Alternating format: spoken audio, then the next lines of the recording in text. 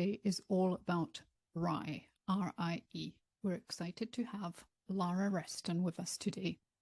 If we are just meeting, I'm Candy of ExperiencedNanny.com.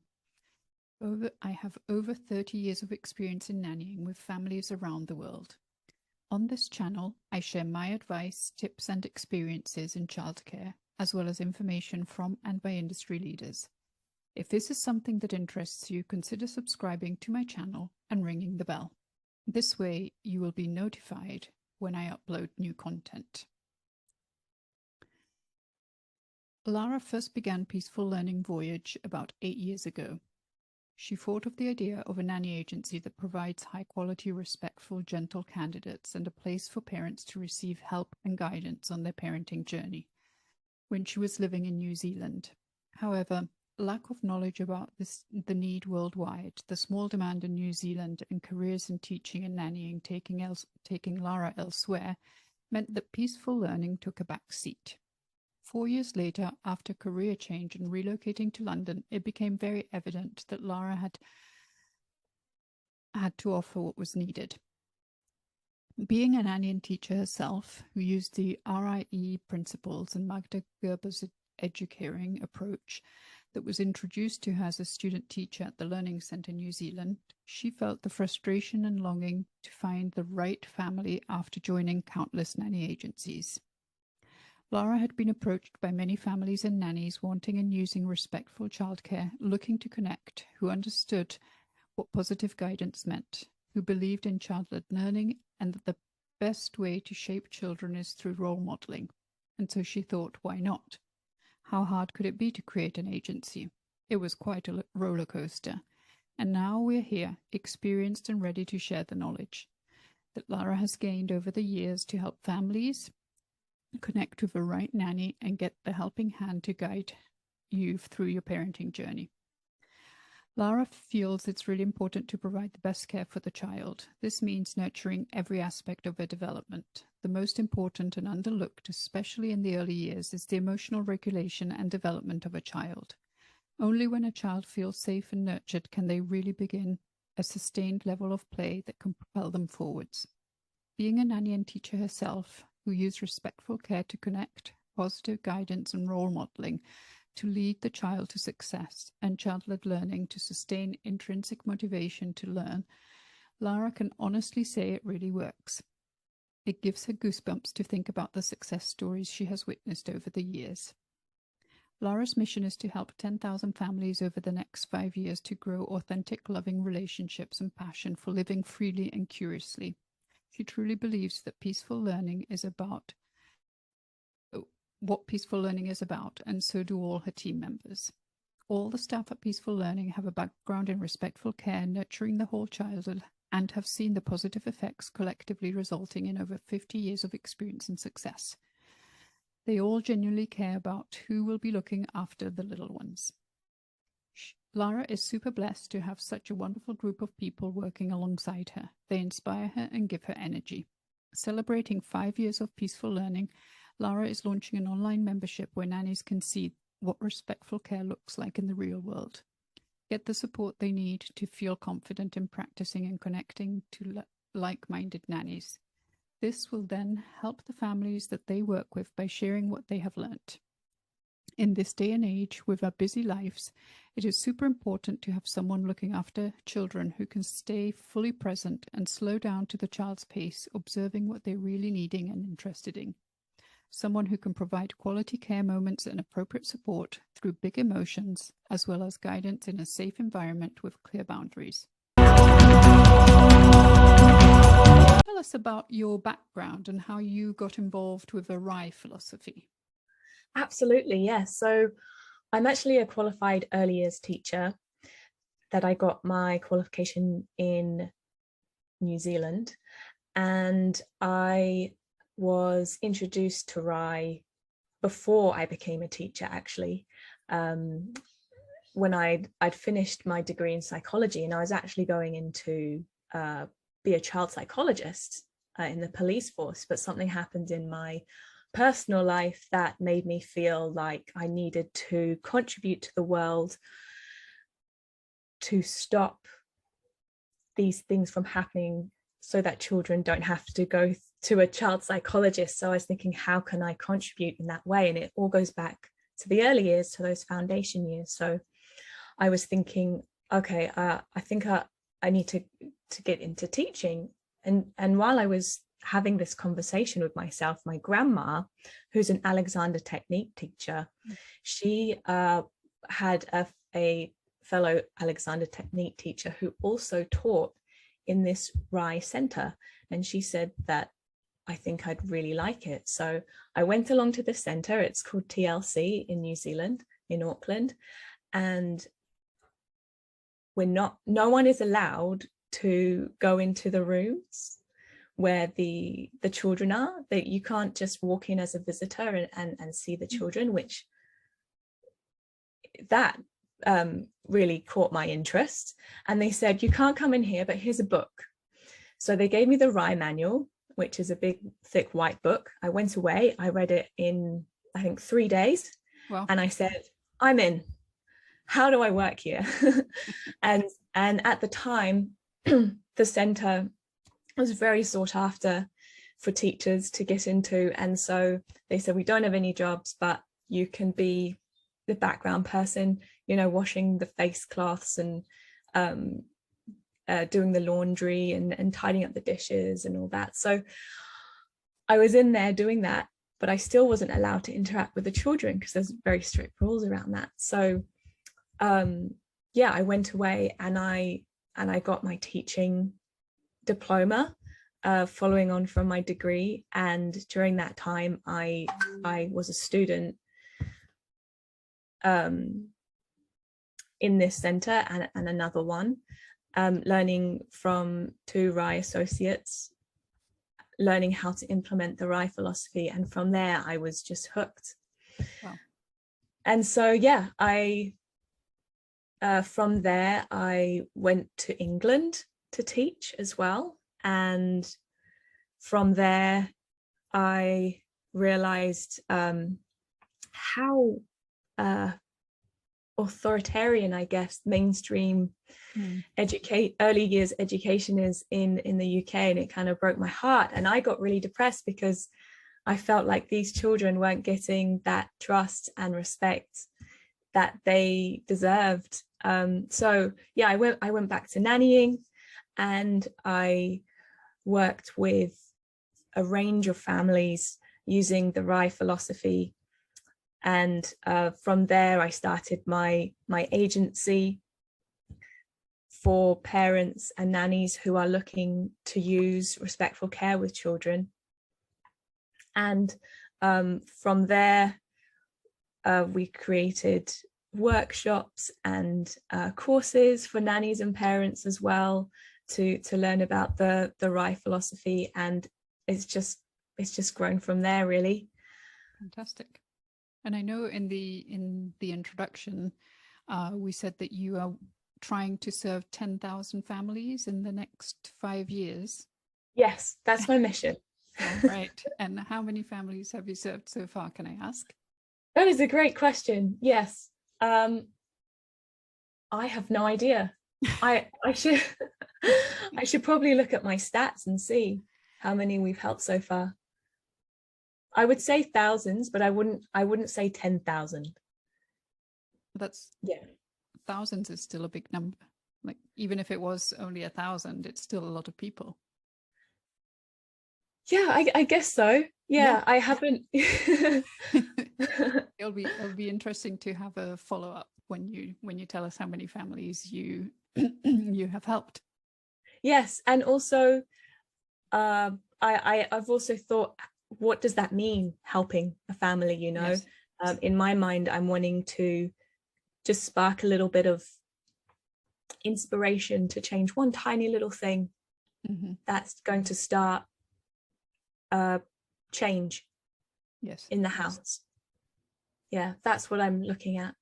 That's fantastic. What is your interpretation of RIE, and how does it differ from the other philosophies that are out there? So my interpretation of RIE is a philosophy based off of trust and respect, using sensitive observation with a child as a foundation of relationship. And once you have those two key parts of mutual respect and trust, everything else flows from there. Fantastic. And how do you, in your experience, find RIE different from other parenting styles that you've seen? So I think RIE is more about the relationship, and it's about care moments. So it's about really honing in on nappy changes and meal times and bath times and sleep time. Those are the main focuses, whereas other parenting styles are more about the learning that happens. Yes, there's still that relationship of respect as a human with individual needs and thoughts to be heard, for sure. But I think RIE is based more on those care moments because it's aimed towards the younger humans. And that leads me to my next question. Is there a specific age range that you feel is better suited for the RIE philosophy? Yes, absolutely. So I think from birth to about 3 is really great for RIE.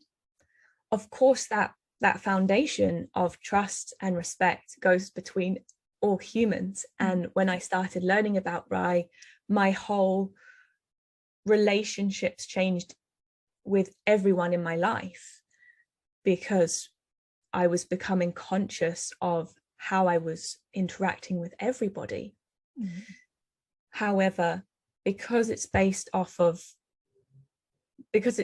around care moments, once the child gets to 3, 4, 5, and they're getting to that stage of really wanting to go deeper in their learning, I feel like other philosophies are better suited, like Montessori, Reggio Emilia, Waldorf Steiner. Those are great follow-ons from RIE. Okay. And what do you feel is the best way to manage a strong-willed child, but still follow the RIE methods? So I actually feel RIE is great to use with a strong-willed child, because it does allow that freedom for them to express themselves and to have a lot of freedom in their play, in their work, while holding clear boundaries for them for where they can have that freedom. Mm-hmm. And because RIE is about also expressing feelings and being heard, when you hold that boundary and a child does not like that, that's okay. They can express their feelings and you're there for them, and you can just go through explaining how they're feeling. Oh yes, you're really frustrated because you can't do this right now. Yeah, that must be really tough for you. And you're just holding that space for them and allowing that emotion to come out while holding that space and being present. So I do have a kind of a follow-up question here. Do you feel that children who maybe have been exposed to the RIE philosophy since birth have less of a strong-willed personality as they become toddlers, because they actually have been able to express their emotions from birth? So I've worked with many children, and you can tell the children who are more determined. Mm-hmm. And I would say it's not that their temperament has changed, but because they've been given that space to to do what they need to do, they're less likely to push back, right? Because they're given that freedom. And they've been used to having that freedom. So Exactly. that they know it's okay to have those emotions and it's not such a big deal. Yes. Okay. Yeah. Right. And also that the boundaries are Firm. not going to change. Yeah. Right. This is the boundary. And so there's no point in trying to push it, because that's where that boundary is, which is great because children feel safer when they know where those clear boundaries are. Yes. I think I see a lot of people talking about the RIE philosophy. And I think they confuse it with allowing children to do whatever they want to do. Yes. So maybe I'm thinking maybe I'm wrong, but I have this impression that people feel in general that is what RIE means. And I don't think that's the case. Yes, for sure. Absolutely. I agree with you. And also there's one key word that people often leave out, which is the mutual part of respect and trust. So you are showing the child what it means to be a human and what it means to interact with other humans. And so when you're holding those boundaries, you're showing the child that this is not okay for you. And to navigate relationships, you have to give and take. You can't just get whatever you want. Right. And so that key word, that mutual part, is something that needs to be taken into consideration when implementing this philosophy. What is okay for you?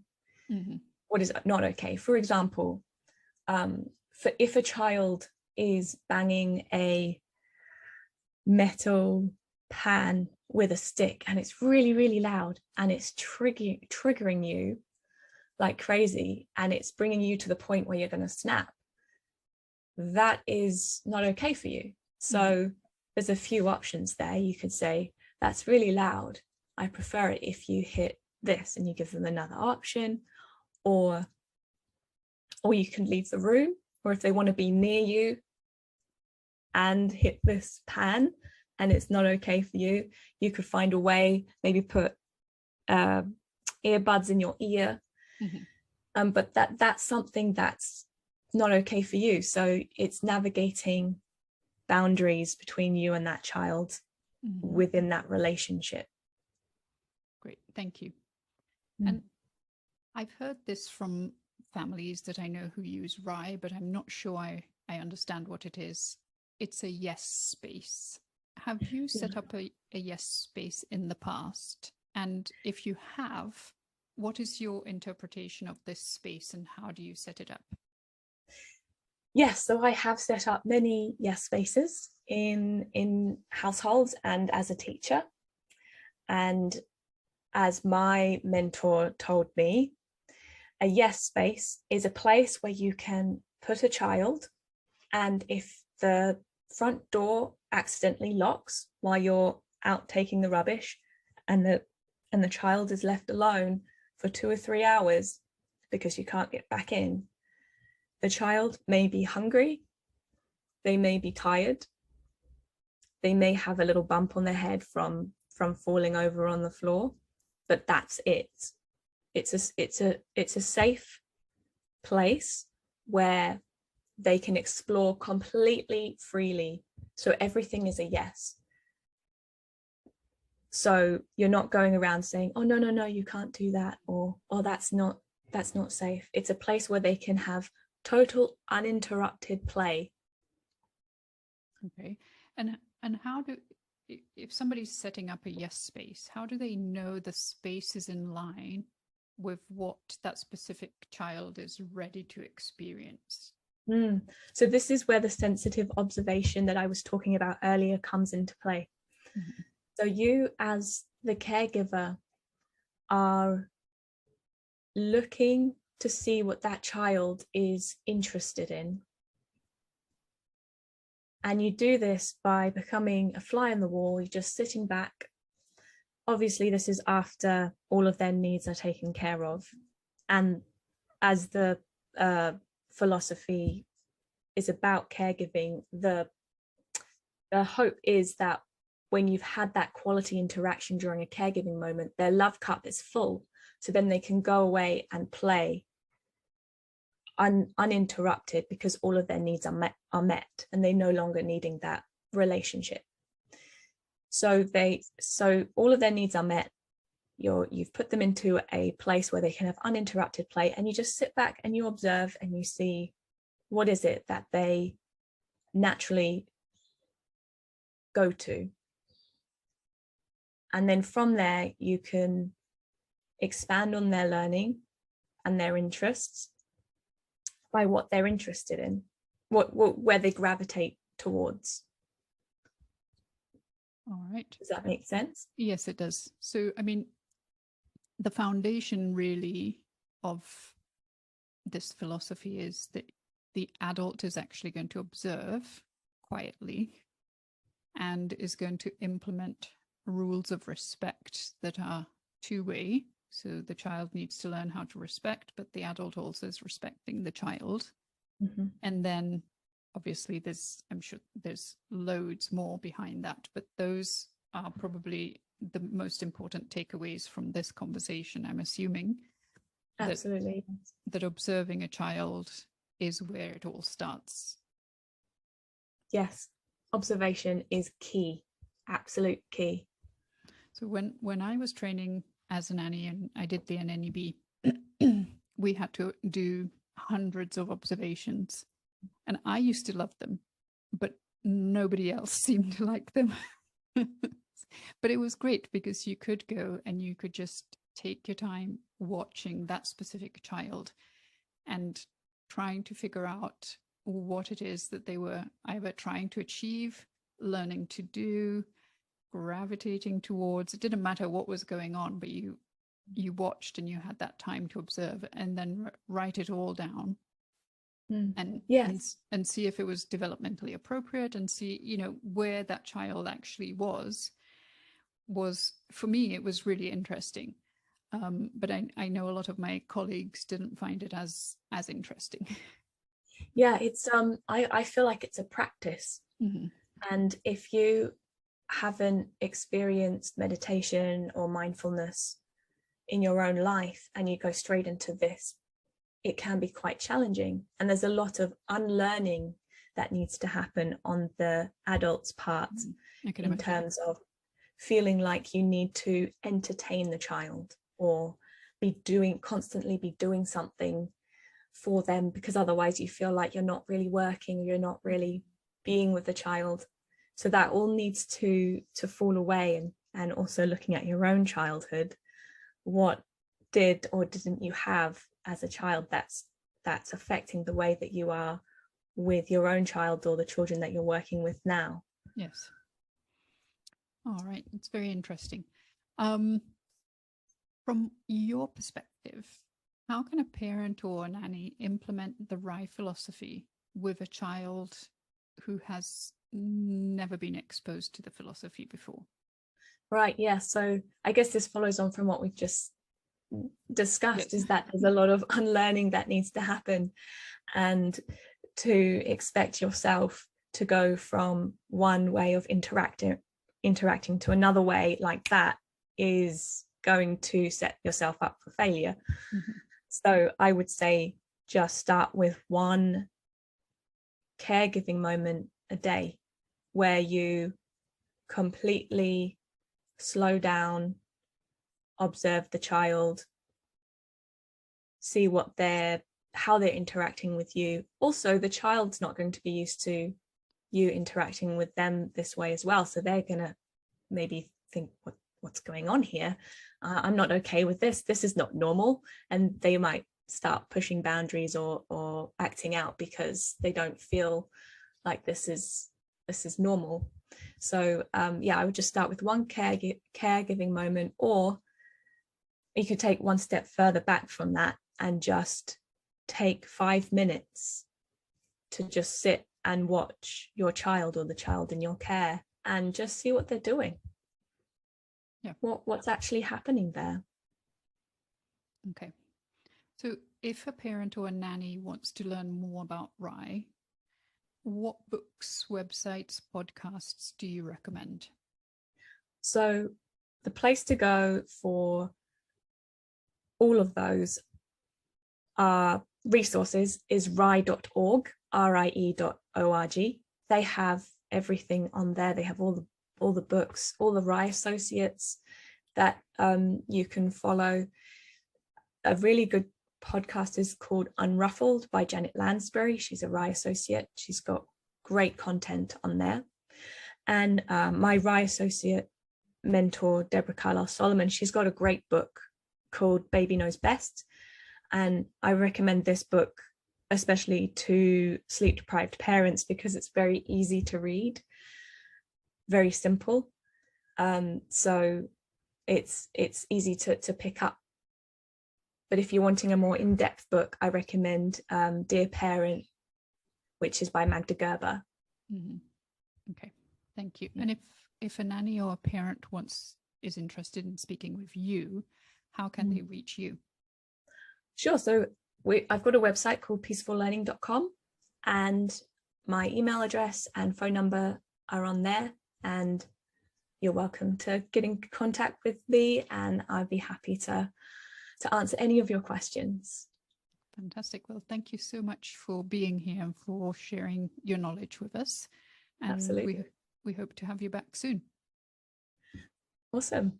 Thank you.